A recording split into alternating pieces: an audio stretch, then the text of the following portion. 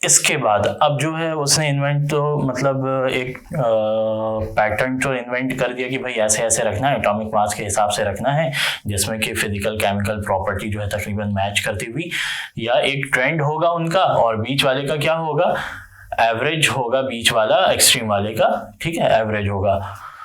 अब कुछ को जो है वो नहीं कर पाया, जब नहीं कर पाए तो इसका मतलब कमी है। तो फिर एक और साइंटिस्ट आए, उन्होंने यानी कि न्यूलैंड्स आए, उन्होंने एटॉमिक मास के बेसिस पे अरेंज किया, फिजिकल केमिकल प्रॉपर्टीज के बेसिस पे समझ लीजिए, अरेंज किया, और अरेंज करने के बाद इस तरीके से देखा कि जो 8वां एलिमेंट आ रहा था वो रिपीट कर रहा था पहले वाले का क्या, फिजिकल केमिकल प्रॉपर्टीज। तो यहाँ पे according to this when elements are placed in order increasing atomic masses, atomic masses के हिसाब से उन्होंने रखा। तो क्या देखा, the physical chemical properties of every 8th element, यानी कि 8वें एलिमेंट की फिर से क्या हो रही थी, रिपीटेशन, फिजिकल केमिकल प्रॉपर्टीज की रिपीटेशन हो रही थी। ये उन्होंने ऐसे ही डिफाइन किया क्योंकि 8वां एलिमेंट था, रिपीट कर रहा था, इसलिए उसको जो है न्यूलैंड लॉ ऑफ ऑक्टेव भी कहा गया। अब ये यहाँ पे देखा जाए तो इन्होंने अपने ही इसको किससे रिलेट कर दिया, साउंड से रिलेट कर दिया। जैसे कि साउंड में या म्यूजिक में 7 साउंड होते हैं, 7 सुर होते हैं, तो वैसे ही उन्होंने कहा जैसे म्यूजिक में 7 सुर होते हैं वैसे ही इसमें भी 7 एलिमेंट एक लाइन में जाएंगे, उसके बाद फिर से रिपीटेशन शुरू हो जाएगा, लाइक सा रे गा मा पा धा नी के बाद फिर से सा। तो इसका मतलब ये रिपीट हो रहा है। तो इस जैसे ये रिपीट हो रहा है वैसे ही इनके एलिमेंट्स जब कैसे एटॉमिक मासेस के हिसाब से, इंक्रीजिंग एटॉमिक मासेस के हिसाब से अरेंज किए गए, तो इनकी प्रॉपर्टी भी क्या हो रही थी, रिपीट हो रही थी। तो ये सारे रिपीट कर रहे होंगे, ये भी रिपीट कर रहे होंगे, ये भी रिपीट कर रहे होंगे, ठीक है ना। फिर आगे आ जाते हैं। अब इन्होंने अरेंज तो कर दिया, दूसरे महारथी आए, 2 साइंटिस्ट हो गए, फिर इनकी कुछ लिमिटेशन, इनकी भी, जैसे लिमिटेशन का मतलब कमियां थी कि आपने इनको अरेंज क्यों नहीं किया, तो इनकी भी कमियां कुछ थी। पहली, law of octaves applicable only up to the calcium और लाइटर एलिमेंट तक ही जो है ये महदूद थे, उससे आगे हायर मॉलिक्यूलर मास के या मास के जो है एटॉमिक मासेस के जो एलिमेंट थे उनको जो है ये अरेंज नहीं कर पाए थे, यानी कि वो उनको इंक्लूड नहीं कर पाया था। तो अप टू दी कैल्शियम ये एक पहली लिमिटेशन है। तो क्वेश्चन आता है, कौन है ये, न्यूलैंड्स थे, अप टू व्हाट या up to which element Newlands law of octave is applicable. तो up to calcium is applicable only. तो कैल्शियम तक आप लोगों को याद होगा, आई थिंक याद करवाया था पहले। फिर Newland adjust 2 elements in the same slot, 2 element को सेम स्लॉट में जिसमें के कोबाल्ट और निकेल आ रहे थे, जिनकी केमिकल प्रॉपर्टी बिल्कुल डिफरेंट थी, फिजिकल प्रॉपर्टी डिफरेंट थी, इस ग्रुप में रख दिया था। कौन सा ग्रुप है ये, अभी हम लोग इस ग्रुप को हैलोजन ग्रुप पढ़ते हैं। कौन सा पढ़ते हैं, हैलोजन ग्रुप पढ़ते हैं। तो हैलोजन ग्रुप में फ्लोरीन, क्लोरीन, ब्रोमीन, इनकी अलग प्रॉपर्टी होती है, कोबाल्ट और निकेल की। अब जब एक साथ है, नहीं मान लेते हैं गधे एक तरफ घोड़े एक तरफ, आपने गधे और घोड़े एक साथ मिला दिया, तो ऐसा नहीं हो सकता है, दोनों को अलग अलग करना जरूरी है। लेकिन इन्होंने कोबाल्ट और निकेल जो है किसके साथ मिला दिया, हैलोजन के साथ मिला दिया था। तो ये जो है इनकी कमी थी। फिर थर्ड कमी थी, 56 एलिमेंट एग्जिस्ट करते थे, उनके हिसाब से एग्जिस्ट करते थे।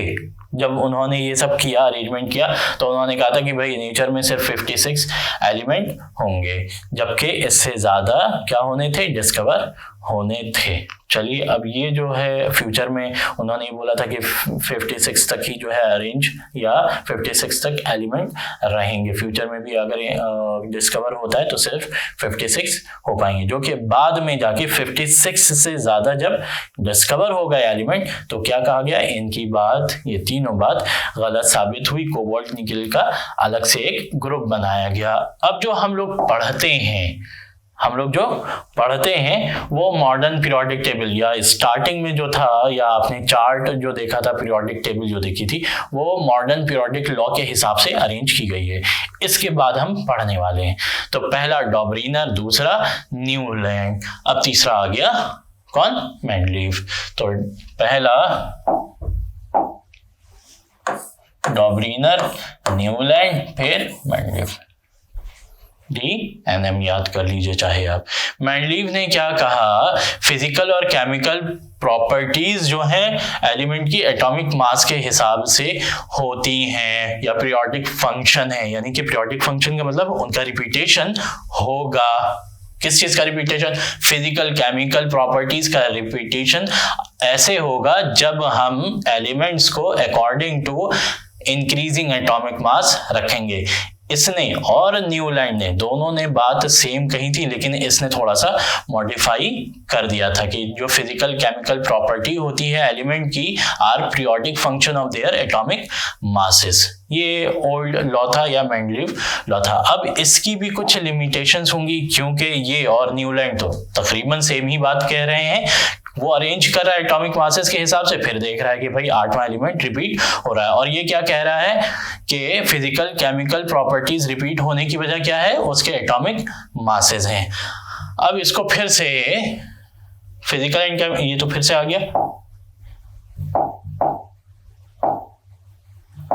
हाँ, पीरियोडिसिटी, यानी कि पीरियोडिसिटी का मतलब कि एलिमेंट की केमिकल और फिजिकल प्रॉपर्टी किस वजह से होती है, रिपीट क्यों होती है, पीरियोडिसिटी उसमें क्यों आती है, यानी कि 8वें के बाद ही जो है रिपीट क्यों होता है, उसी को ही पीरियोडिसिटी कहते हैं। अब इसका रीजन क्या होता है, रीजन जो है आगे वाली स्लाइड में आने वाले हैं। तो पीरियोडिसिटी या periodicity of properties, periodicity of elements, यहाँ पे एलिमेंट्स कर दीजिएगा इसको काट के, क्यों होता है। तो आगे पढ़ते हैं कि क्यों होता है। पहले मेंडलीव की क्या पढ़ लेते हैं, कैरेक्टरिस्टिक्स, मेरिट्स, जिसमें मेंडलीव ने बहुत सारे ऐसे वैकेंट प्लेसेस छोड़े जिससे ये पता लगा कि अभी और भी एलिमेंट क्या होने वाले हैं, डिस्कवर होने वाले हैं। जो खाली जगह थी उसकी नेमिंग तो की गई नहीं थी, क्योंकि वो डिस्कवर हुआ नहीं, तो उसकी प्रॉपर्टीज के हिसाब से या जहां वो डिस्कवर हुआ है उसके हिसाब से उसकी नेमिंग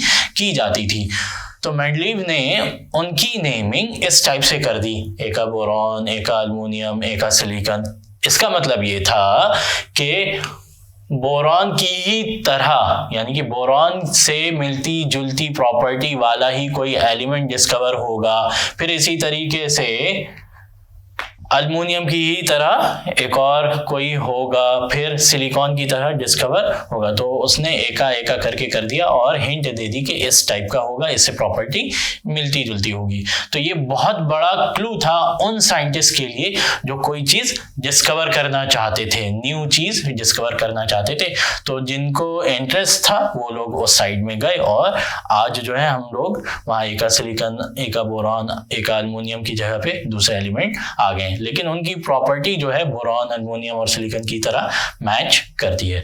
सेकंड वाला है Mendeleev periodic table was predicted properties of several undiscovered element. अब वो जो जगह जो छोड़ रहा था एक पर्टिकुलर ग्रुप में तो आएगा, तो ग्रुप में आएगा तो इसका मतलब वो ग्रुप जो है सेम होना चाहिए, जैसे गधों का ग्रुप एक तरफ और घोड़ों का ग्रुप एक तरफ। तो घोड़े की सारी की प्रॉपर्टी घोड़े की तेज दौड़ने की होती है, तो हाँ ऑब्वियस पता है कि भाई वो तेज दौड़ेंगे ही दौड़ेंगे। हाइट गधों से ज्यादा होती है, हाँ भाई हाइट ज्यादा होती है, तो वो उनकी अपनी प्रॉपर्टी है, इनकी अपनी अलग प्रॉपर्टी है। तो वैसे ही जब वो खाली जगह ग्रुप में छोड़ रहा था तो बहुत सारी अनडिस्कवर्ड प्रॉपर्टीज एलिमेंट्स